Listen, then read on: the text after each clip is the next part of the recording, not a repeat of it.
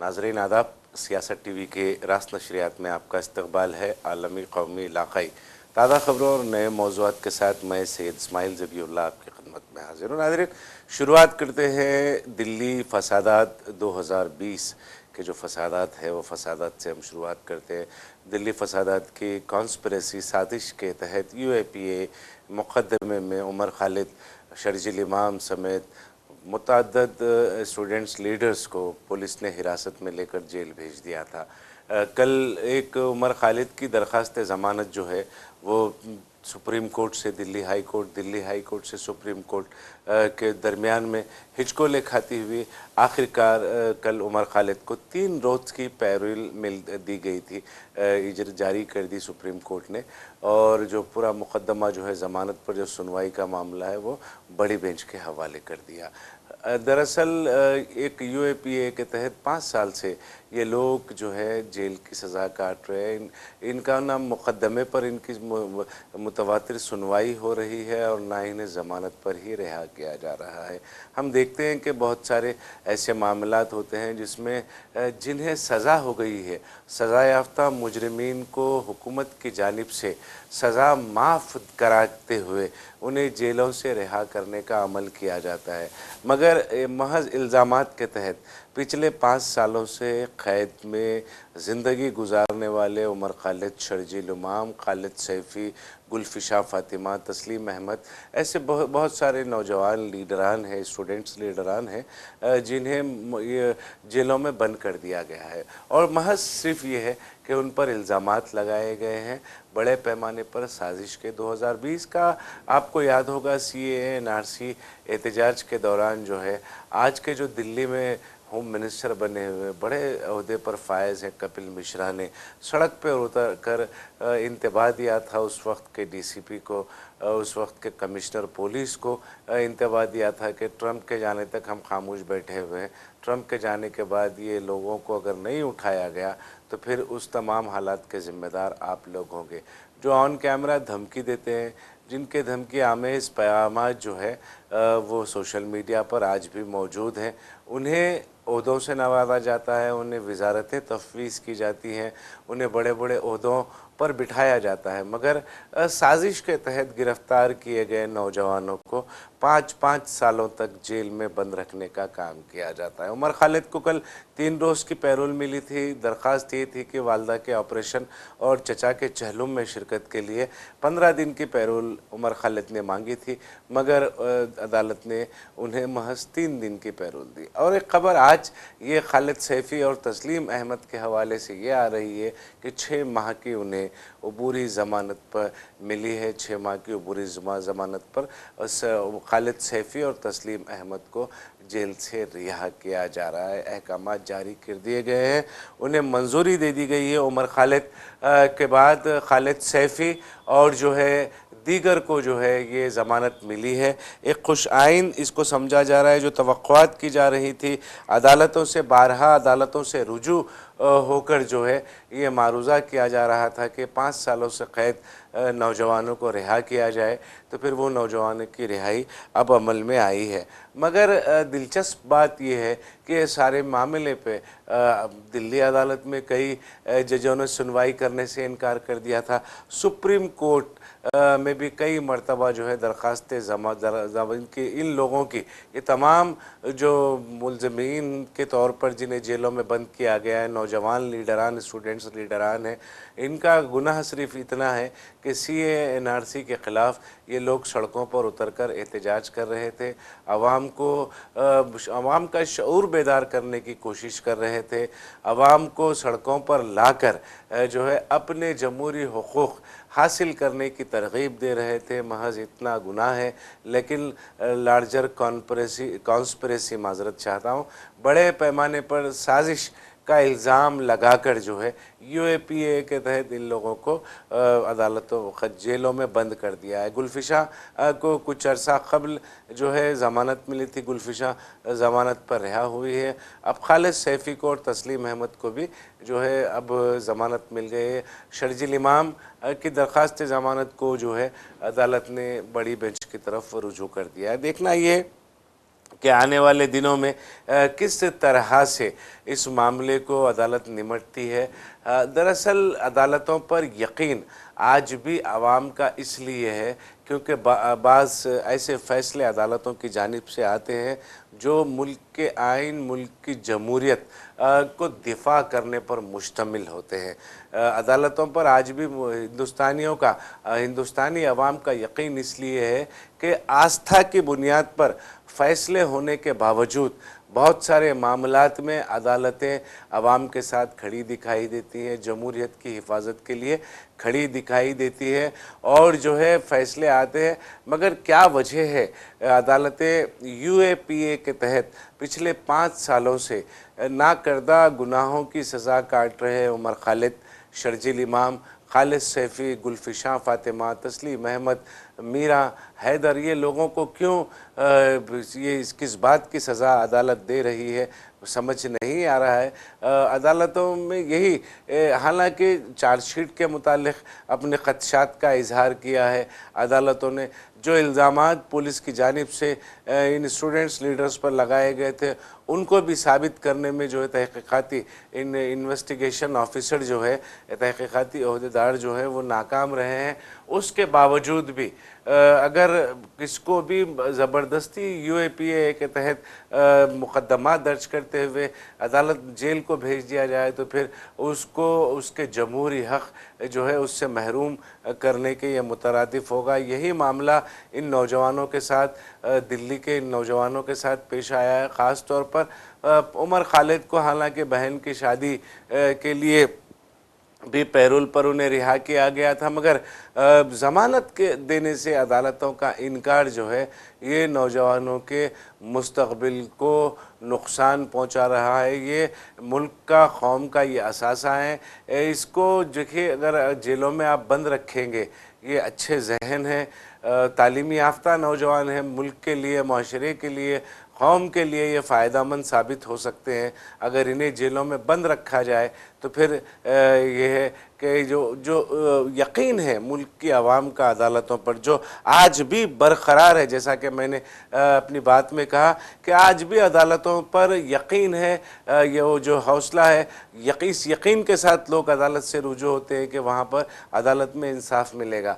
वो जो यकीन है, वो यकीन इस तरह के मामलात में अगर आप 5-5 साल तक उन नौजवानों को जिनके ख़िलाफ़ चार्जशीट तक दाखिल नहीं हुए, जिनके ख़िलाफ़ इल्ज़ामात साबित करने में तहक़ीक़ाती ऑफिसर जो है वो मुकम्मल तौर पर नाकाम हो गए हैं, तो ऐसे मामलात में अदालतों की जानिब से ज़मानतें देने से इनकार करना, इंसाफ पर से यकीन उठ जाएगा।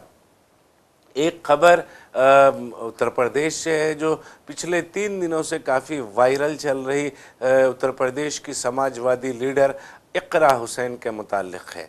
इक़रा हुसैन को देखिए, शामली में एक नौजवान की मौत पर एहतजाज करने और नौजवान के घर वालों को इंसाफ दिलाने की मांग करने का एक जो मिली है, सज़ा मिली है, इक़रा हुसैन के ख़िलाफ़ में जो है FIR दर्ज हुई है। देखिए, सड़कों पर उतरकर पुरअमन तरीक़े से एहतजाज करना जो है एक हर हिंदुस्तानी का जमहूरी हक़ है। जमहूरियत ने, इस मुल्क की डेमोक्रेसी ने हर हिंदुस्तानी शहरी को इस बात का इख्तियार दिया है कि वो इख्तिलाफ़ राय रखे।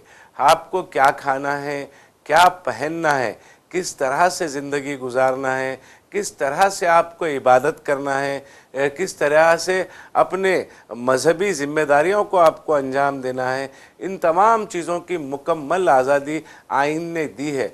उसके बावजूद भी पुरअमन तरीक़े से सड़क पर बैठकर एहतजाज करने वाली रुकन पार्लियामेंट समाजवादी पार्टी जो है, कैराना से इक़रा हुसैन जो है नुमाइंदगी करती हैं, कैराना की नुमाइंदगी करती हैं समाजवादी पार्टी की। वो पिछले 3 दिनों से काफ़ी जो है वो तबसरा उन पर चल रहा है, सुर्खियों में है, तो वो उनके ख़िलाफ़ एक मुकदमा FIR दर्ज कर लिया गया है। उत्तर प्रदेश की सहारनपुर पुलिस ने ये FIR दर्ज किया है। देखिए, DIG दफ्तर का जो वाक़या आपको याद ही होगा, DIG दफ्तर में ये गई थी और DIG की आंख में आंख डालकर इक़रा हुसैन ने कहा था कि आपको तनख्वाह आवाम के पैसों से मिलती है, सियासी सियासी लीडरों की जानिब से आपको तनख्वाह नहीं मिलती। आवाम के टैक्स के पैसों से आप जब तनख्वाह लेते हैं तो आप पर यह जिम्मेदारी आयद होती है कि आप आवाम के मसाइल को हल करें। ये सवाल इकरा हसन का था, डीआईजी की आंख में आंख डालकर उन्होंने बात की और ये कहा था। उसके बाद फिर इंसाफ का मुतालबा करते हुए सड़क पर बैठकर उन्होंने एहतजाज किया अपने हामियों के साथ, मुतासरा घर वालों के साथ। इकरा हसन का ये एहतजाज जो है शायद हो सकता है कि उत्तर प्रदेश की योगी हुकूमत की रातों की नींद उड़ाने का सबब बनाए। देखिए, मैं फिर ये कह रहा हूँ कि एहतजाज जो है, पुरअमन एहतजाज जमहूरियत का एक अहम हिस्सा है। अगर आप इख्तलाफ राय की आवाज़ को अगर आप दबाने की कोशिश करेंगे तो फिर आपकी हुकूमत नहीं रहेगी, जमहूरी हुकूमत नहीं रहेगी। आप डिक्टेटरशिप की तरफ, आमिरियत की तरफ आप बढ़ते रहेंगे। आमिरियत जो है वो वहाँ पर लागू हो जाएगी, नाफिज हो जाएगी। आमिराना रद्द अमल योगी हुकूमत का, ये तो योगी आदित्यनाथ की, बीजेपी की, उत्तर प्रदेश हुकूमत का ये वतीरा रहा है। हमेशा आमिराना रवैयों के ज़रिए, आमिराना फ़ैसलों के ज़रिए, आमिराना इक़दामात के ज़रिए उत्तर प्रदेश में लोगों की आवाज़ को, जमहूरी आवाज़ को दबाने की कोशिश की गई है। हमने माजी में भी देखा है, बहुत सारे ऐसे वाक़यात हुए हैं जो जमहूरियत पर एक बदनुमा दाग समझे जाते हैं। देखिए, अब इसी वाक़े को अगर इस पर हम बात करेंगे तो शामली के एक नौजवान मोनू कश्यप की मौत हो गई थी और मोनू कश्यप को किस तरीक़े से मारा गया था उसकी तफसीलात के साथ जो है डीआईजी से इंसाफ की गुहार लगाने के लिए डीआईजी दफ्तर को पहुंची। सहारनपुर में डीआईजी दफ्तर को पहुंची मोनू कश्यप की मां के साथ इंसाफ जब नहीं मिला और जब इस बात की इत्तला इकरा हसन को मिली तो इकरा हसन वहाँ पहुँच गई और ख़ुद मुतासरा मुतवफ़ी की माँ के साथ, मोनू कश्यप की माँ के साथ उन्होंने डीआईजी से मुलाकात की। और उस मुलाकात में जिस तरीक़े से, जिस तीखे अंदाज में जो बात की इकरा हसन ने, वो शायद योगी आदित्यनाथ हुकूमत को या फिर रास तौर पर चीफ मिनिस्टर योगी आदित्यनाथ के लिए बदहज़मी का सबब बन रहा है। देखिए, जिस तरीक़े से योगी आदित्यनाथ उत्तर प्रदेश को ये बताने की कोशिश कर रहे हैं, बारहा वो कहते हैं कि सड़कों पर नमाजें नहीं होती, मसाजिद में लाउड स्पीकर पर अजानें नहीं होती, इस तरीक़े के बयानात देकर वो ये ज़ाहिर करने की कोशिश कर रहे थे कि उत्तर प्रदेश में मुसलमानों में वो डर और वो खौफ पैदा किया जा चुका है जिसकी ज़रूरत थी और जिसकी ज़रूरत बीजेपी को अपनी सियासत चमकाने के लिए जिसकी ज़रूरत थी, वो डर और खौफ पैदा किया गया है। मगर इकरा हसन ने वो तमाम चीज़ों को अपनी बेबाकाना नुमाइंदगी से, अपने तर्ज़ अमल से और एक मोनू कश्यप नामी नौजवान की माँ को लेकर उसके साथ इंसाफ का मुतालबा करते हुए जब डीआईजी दफ्तर को वो पहुँची तो फिर हो सकता है कि वो तमाम चीज़ें जो एक हवा खड़ा किया गया था, जिस तरीक़े का माहौल बनाने की कोशिशें की जा रही थी उत्तर प्रदेश में। आपको बता दूं नाज़रीन, अगले साल जो है उत्तर प्रदेश में असम्बली इंतखाबात होने वाले हैं। असम्बली इंतखाबात से पहले उत्तर प्रदेश की फ़ज़ा को मुकद्दर करने की भी कोशिशें की जा रही है। एक तरह का माहौल पैदा किया जा रहा है, एक तरह का डर और खौफ का माहौल उत्तर प्रदेश में पैदा किया जा रहा है ताकि जो अक़लियतें हैं और ख़ास तौर पर जो मुसलमान हैं वो मुसलमानों को बहुत सारी हिमायत से रोका जा सके। मगर इकरा हसन जैसे बेबाक अरकान पार्लियामेंट अगर उत्तर प्रदेश में अपना काम ईमानदारी के साथ करते रहेंगे तो फिर यकीनन जो है समाजवादी पार्टी का जो दोबारा इक़्तिदार में आना बड़ा मुमकिन हो जाएगा। बड़ी हद तक समाजवादी पार्टी इस चीज़ में कामयाब हो जाएगी। उत्तर प्रदेश में ना सिर्फ मुसलमान बल्कि गैर मुस्लिम बरादरान जो है, बरादरान वतन जो है, वो भी योगी आदित्यनाथ हुकूमत से नाराज़ हैं। कुंभ मेले में हमने देखा किस तरह स्वामी मुक्तेश्वर आनंद ने कैसा कहा कि योगी आदित्यनाथ के मुतालिक किस तरह के उन्होंने रिमार्क्स कसे थे, जिसके जवाब में योगी आदित्यनाथ ने भी जो है किस तरह की बातें जगत गुरु जो है स्वामी मुक्तेश्वर आनंद के मुतालिक उन्होंने कही थी। उसके बाद कुंभ मेले का जो वाक़या पेश आया, कुंभ में इससे कबल स्वामी मुक्तेश्वरानंद के वाक़े से कबल कुंभ मेला में किस तरह से भगदड़ मची और हज़ारों सैकड़ों लोग लापता हो गए, जिनका नामो निशान अब तक नहीं मिला। उसके बावजूद भी जब भी दावा किया गया गिद्ध को मुर्दे दिखते हैं, इस तरीके की बात योगी आदित्यनाथ ने कही थी। तो जिस तरीके का माहौल उत्तर प्रदेश में योगी आदित्यनाथ बना रहे हैं, उस तरह के माहौल से ना सिर्फ मुसलमान बल्कि दीगर जो तबक़ात हैं, हिंदू बरादरान हैं, SC ST OBC हैं, वो भी इस तरीके के इक़दाम से नाखुश हैं और उन्हें भी अब ये महसूस हो रहा है कि एक के बाद एक जिस तरह साइडलाइन किया जाता है, सियासत में हो या फिर माशी शोबों में हो, उस तरह से इन लोगों को एक बाजू किया जा रहा है। हमने देखा हालिया दिनों में उत्तर प्रदेश में जो है यादव के समाज के लोगों ने अपने इत्तेहाद का मुजाहरा किया था, फिर बाद में दूसरे समाज के OBC समाज के लोगों ने अपने इत्तेहाद का मुजाहरा किया था। तो एक माहौल बनाने की जो है काम किया जा रहा है उत्तर प्रदेश में। और इन तमाम हालात में देखिए यहाँ पर शामली में का जो वाक़या है उसके बाद सहारनपुर में एक रुकन पार्लियामेंट पर उसके अपने जमहूरी हक़ का इस्तेमाल करने पर उसके ख़िलाफ़ मुक़दमा दर्ज करना एक काबिल अफसोस अमल है। गुजरात से एक खबर आ रही है, हालांकि ये खबर मैं समझता हूँ 1-2 दिन पुरानी है, मगर ये अहम खबर इसलिए है क्योंकि गुजरात मॉडल को सारे हिंदुस्तान में पेश करने का दावा वज़ीर आज़म नरेंद्र मोदी करते हैं।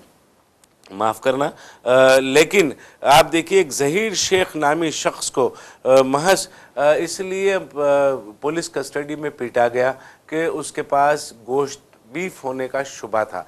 बीफ होने के शुबे में जो है ज़हीर शेख को गिरफ़्तार किया गया और पुलिस स्टेशन ले जाकर उन्हें ज़दोकोब किया गया, मारा पीटा गया और 64 साला ज़हीर शेख एक दिन के बाद पुलिस तहवील में जाने के एक दिन के बाद पुलिस स्टेशन में ही फौत हो जाते हैं। ज़हीर शेख के फर्जंद का एक वीडियो बहुत तेज़ी से वायरल हो रहा है, जो स्ट्रेचर पर पड़े अपने वालिद से पूछ रहे हैं कि किस तरीके का सलूक ज़हीर शेख के साथ पुलिस ने किया। तो वो बता रहे हैं कि उन्हें मारा पीटा, उनकी दाढ़ी नोची गई, उनके जो प्राइवेट पार्ट्स होते हैं उन पर मारा पीटा गया, ज़दोकोब किया गया, उनके साथ बर्बरियत की गई और उनके साथ जुल्म और ज़्यादती की गई।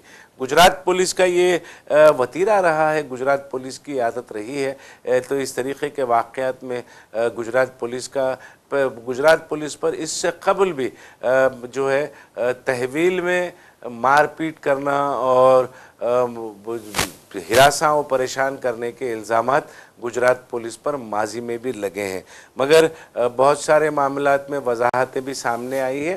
खैर, यहाँ पर बात चल रही थी ज़हीर शेख के एक 64 साला शख्स को, अहमदाबाद का ये वाक़या है। ये मई 20 तारीख के दिन, मई की 20 तारीख को इन्हें हिरासत में लिया गया था। हिरासत में लेकर इन पर इल्ज़ाम लगाया गया था कि इनके पास बीफ होने का शुबा है और फिर उनके साथ मारपीट हुई और फिर ज़हीर शेख जो है वो हलाक हो गए। ये अहमदाबाद के विजालपुरा पुलिस स्टेशन हदूद का ये वाक़या है, जहाँ पर यह वाक़या पेश आया। घर वालों का इल्ज़ाम है कि शेख को बुरी तरह से पुलिस तहवील में पीटा गया और वो बादज़ां ज़ख्मों से जानबर ना हो सके। देखिए ये इस वक्त ये इल्ज़ामात निकल कर सामने आए हैं जब मौत हो जाती है ज़हीर शेख की, और जब ये इल्ज़ामात के बाद अहमदाबाद में बड़े पैमाने पर कुछ मुसलमानों ने एहतजाज भी किया, मगर जो है वहाँ के जो लोग हैं, मकीन हैं, मुकामी लोग हैं, उन्होंने खाती पुलिस के ओहदेदारों के ख़िलाफ़ कार्रवाई का भी मुतालबा किया है। मगर हमने देखा है जहाँ जहाँ पर इस तरीक़े के वाक़यात पेश आते हैं, पुलिस तहवील में या पुलिस कस्टडी में इनकाउंटर किया जाता है या फिर पुलिस तहवील में पुलिस स्टेशन के अंदर मारपीट या हिरासानी से किसी की मौत हो जाती है तो उसके बाद तहकीकात की जाती है, कमेटियां तश्कील दी जाती है और फिर आहिस्ता आहिस्ता जब मामला पुराना हो जाता है तो वो कमेटियों की रिपोर्ट जो है वो ठंडे बक्से में चली जाती है। तो इस तरह इंसाफ की उम्मीदें जो हैं इंतज़ामिया से, पुलिस से या हुकूमतों से ख़त्म हो जाती हैं। फिर बाद में अदालत से रुजू होना पड़ता है। अदालतों में भी बहुत सारे मामलात में देखा है हमने कि जो फ़र्ज़ी इनकाउंटर्स के मामले हैं उन मामलात में अदालतों ने भी तवील मुद्दत तक अपना कोई फ़ैसला नहीं सुनाया है। नाज़रीन, एक अहम ख़बर ये है कि पेट्रोल और डीज़ल की कीमतों में फिर एक मरतबा इजाफ़ा हुआ है। देखिए, इंतखाबात के बाद ये तीसरा इजाफ़ा है। 15 दिन, महज 15 से 20 दिन के वक्फे में 4 मई को नताइज आए। 4 मई से लेकर आज 24 मई तक 20 मई के वक्फे में जो है 3 मरतबा पेट्रोल और डीज़ल की कीमतों में इजाफ़ा हुआ है। 87 पैसे पेट्रोल की कीमत में और जो है 91 पैसे डीज़ल की कीमत में इजाफ़ा हुआ है। ये तीसरा इजाफ़ा है। किस तरह से अवाम को लूटने का काम किया जा रहा है। आप ये मुसलसल अपोजिशन पार्टियां इस हवाले से, पेट्रोल और डीज़ल की कीमतों में इजाफे के हवाले से हुकूमत से सवाल पूछ रही हैं, मगर हुकूमत की तरफ से जवाब देने वाला कोई नहीं है। देखिए, वज़ीर आज़म नरेंद्र मोदी अपने 5 ममालिक के बैरूनी दौरे के बाद जो है हिंदुस्तान वापस लौटे। हिंदुस्तान वापस लौटने के बाद साइप्रस के जो सदर हैं, जो फ़िलहाल हिंदुस्तान के दौरे पे हैं, पता नहीं क्यों साइप्रस से भी लोग ब्रिक्स के इजलास में शिरकत के लिए बहुत सारे ममालिक के लोग हिंदुस्तान आ रहे हैं, मगर साइप्रस और फिर मार्को रूबियो के भी हिंदुस्तान आमद की तवक्को की जा रही है। मार्को रूबियो मैं समझता हूँ कि ख़ारिजी वज़ीर हैं अमेरिका के और जो है वो उनकी आमद मुतवक्का है। शायद हो सकता है कि हम बात कर रहे हैं इस दौरान मार्को रूबियो हिंदुस्तान पहुंच जाएंगे। क्यों हिंदुस्तान ये भाग कर आ रहे हैं, अमेरिका हो या फिर दीगर ममालिक के लोग हो, तो वो इसके बाद में इसकी तफसीलात भी आ जाएगी। मगर आप वज़ीर आज़म अपने बैरूनी दौरे से हिंदुस्तान वापस लौटते हैं। हिंदुस्तान वापस लौटने के बाद काबीना इजलास करते हैं। काबीना इजलास में 3 अहादिफ जो है अपने वज़रा को पेश करते हैं। एक तो गुड गवर्नेंस की बात करते हैं, गवर्नेंस में अवामी गवर्नेंस में तेज़ी लाने की बात करते हैं और फिर जो है बहुत सारे उमूर पर जो है तबादले ख्याल करते हैं। लेकिन कोई तासुर ऐसा पेश नहीं आया किसी मरकज़ी वज़ीर की जानिब से या वज़ीर आज़म की जानिब से कि जो पेट्रोल और डीज़ल की कीमतों में इजाफे की वजूहात क्या है। देखिए, ये बात वाज़ेह है कि हम जो पेट्रोल और डीज़ल हिंदुस्तान ख़रीदता है उसकी कीमतों में इजाफ़ा हो रहा है, जबकि ईरान और रशिया सस्ते दामों में आपको तेल फ़रोख्त करने का आपसे वादा कर रहे हैं, आपको आवाज़ दे रहे हैं, आपको बुला रहे हैं, फिर भी आप रशिया और चाइना से, माफ़ करना, रशिया और ईरान से आप तेल नहीं ख़रीद रहे हैं। उसकी वजह अमरीकी सदर का दबाव। ये राहुल गांधी, ये बारहा राहुल गांधी ने कहा है, अपने दोस्त को बचाने के लिए, अडानी को बचाने के लिए इस तरीक़े का समझौता वज़ीर आज़म नरेंद्र मोदी ने किया है और उसकी जो तकलीफ़ें हैं उसका ख़मियाज़ा जो है वो मुल्क की आवाम भुगत रही है। पेट्रोल और डीज़ल की कीमतों में तीसरी मरतबा इजाफ़े के बाद यकीनन अशिया खुर्दनोश जो है उसमें इजाफ़ा हो जाएगा और ट्रांसपोर्टेशन महंगा हो जाएगा। ट्रांसपोर्टेशन जब महंगा हो जाएगा तो हमलो नकल भी महंगी हो जाएगी और फिर दरामदात और बरामदात पर भी इसका गहरा असर पड़ेगा। पहले ही बहुत सारी डोमेस्टिक एयरलाइंस जो हैं उन्होंने अपने जो फेयर है, एयरफेयर है, किराए, हवाई किराए, उसमें इजाफ़ा कर दिया है और फिर इंटरनेशनल जो हवाई जहाज़ कंपनियां हैं उन लोगों ने भी अपने जो हवाई किरायों में जो है इजाफ़ा कर दिया है। तो इस तरह से जब ये शुरुआत होती है तो मतलब टॉप टू बॉटम, ऊपर से लेकर नीचे तक जितनी चीज़ें हैं उन तमाम चीज़ों में महंगाई बढ़ती है। पहले ही मुल्क महंगाई की मार से परेशान है, उस पर बेरोज़गारी में इजाफ़ा हो रहा है और महंगाई और बेरोज़गारी पर जो जिस तरीक़े का तबसरा किया जा रहा है वो निहायती तशवीशनाक है। नाज़रीन, हमें इशारा मिल गया है, बात को ख़त्म करना है। दो तीन अहम खबरें हैं जिस पर तबसरा करते हुए हम अपनी बात को ख़त्म करेंगे। एक खबर ये है कि एनसीआरबी की एक रिपोर्ट है, नेशनल क्राइम रिकॉर्ड्स ब्यूरो की एक रिपोर्ट है, जिसमें यह बताया गया है कि 2024 में, देखिए 2 साल पहले की बात है, 2024 में 5,737 डौरी की वजह से, जहेज की वजह से अमवात हुई हैं। हमारा माशरा किस तरह की ज़िंदगी गुजार रहा है, ये काबिल अफसोस है। देखिए, हम कुत्ते बिल्लियों का तो ख्याल रखते हैं, आवारा कुत्तों के ख़िलाफ़ में अगर कुछ काम हो रहा है, कार्रवाइयाँ हो रही हैं, अदालती अहकामात के मुताबिक उन्हें पकड़ा जा रहा है, तो फिर इंसानी जो हुकूक़ की जो तंजीमें हैं वो सड़कों पर उतर जाती हैं। मगर 5,737 एक साल में 2024 में जो है डौरी की वजह से, जहेज की वजह से अमवात हुई हैं, वो अमवात पर हम खामोश बैठे हुए हैं। 25 और 26 का डेटा भी एनसीआरबी की जानिब से बहुत जल्द आएगा। मगर आप देखिए किस तरह से ये जो आदाद व शुमार हैं ये तशवीशनाक है। ये माशरे में बढ़ती हुई जो वो जो जहनीत है, माशरे में जो जहनों के ऊपर जो शैतान मुसल्लत हो रहा है आपके, उसकी अक्कासी जो है ये तादाद करती है। 5,737 अमवात सिर्फ और सिर्फ जहेज की वजह से पेश आई है। और एक खबर तेलंगाना से, जहाँ पर गर्मी की शिद्दत की वजह से जो है 34 अमवात हुए हैं। 34 अमवात गर्मी की शिद्दत की वजह से हुए। हम देख रहे हैं पिछले 15 दिनों से हैदराबाद समेत तेलंगाना के मुख्तलिफ अजलाओं में, ख़ास तौर पर कोत्तागुडम की अगर हम बात करेंगे, या फिर आदिलाबाद, करीमनगर, निज़ामाबाद की हम बात करेंगे, तो यहाँ पर गर्मी का जो पारा है वो 47-48 डिग्री तक के आसपास तक पहुँच गया है।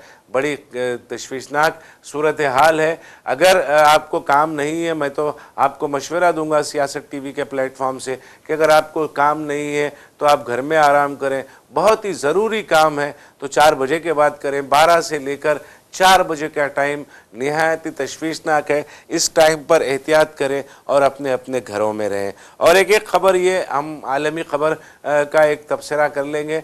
ईरान ने, अमेरिका ने हालांकि ये कह दिया है कि खलीजी ममालिक के दबाव में, जो हज का सीज़न की वजह से, हज होने की वजह से खलीजी ममालिक के दबाव में अमेरिका ने ईरान पर हमलों को मुलतवी कर दिया है। उसके बावजूद भी ईरान को इस बात का इम्कान है, ख़दशा है कि अमेरिका के इम्कानी हमलों के पेश नज़र ईरान ने अपनी मगरिबी पट्टी, हम उसको कह सकते हैं, मगरिबी पट्टी को या अपनी हवाई पट्टी को ईरान ने बंद कर दिया है। तो नाज़रीन, अब वक्त हो चला है सियासत टीवी के दीगर प्रोग्रामों से आप जुड़े रहें।